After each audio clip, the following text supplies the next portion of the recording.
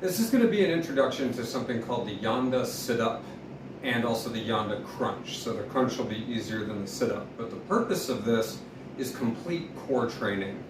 And the way that it's done helps keep pressure off the lower back.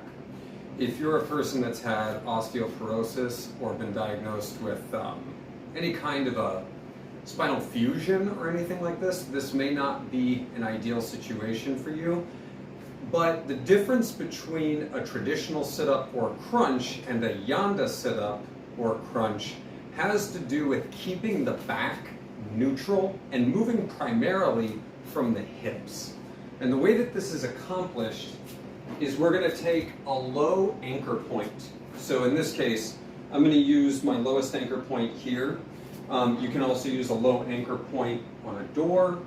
But the thing is, the pressure of the anchor point needs to be on the back of your calves. So the way I'm going to accomplish that is I'm going to take my band here, reasonably strong band. I am going to actually loop it through the anchor, and then I'm going to have tension on it where I'm going to place the band behind my calves, like so. And what I want to do is tuck my feet up to where just sitting in this position, I can feel my hamstrings tightening to hold me up. Now, maintaining this position, I'm going to try to keep a neutral chin and a neutral back, and I'm going to engage my core so my lower back's flat, but I'm not rounding. I'm trying to stay straight up and down. And what I'm going to do is lower myself, and then maintaining that tuck in my pelvis, I'm going to slowly work my way up and down by pulling with my legs, engaging my hamstrings and glutes, hinging from the hips and maintaining this pressure in a slow, controlled manner. Now, what I'm not going to do is get to the bottom, arch my back, and throw my head. That's not what I want. What I want to do is tuck my pelvis so my lower back is flat on the ground and roll myself up in a very controlled manner.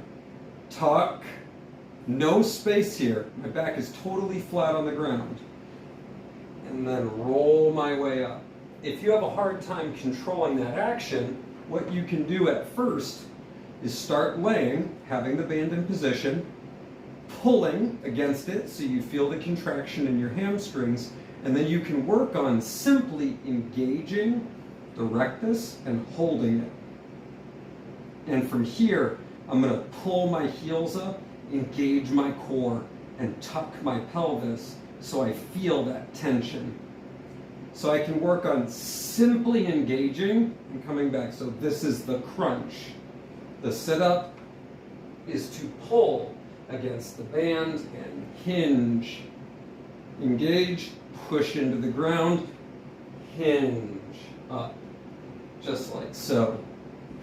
The band helps give you that feedback of feeling your hamstrings and glutes engage, but the key is understanding that we're maintaining as neutral a lumbar position as possible, and we're not arching in and out of it, but simply tucking and maintaining that position, moving from the hips.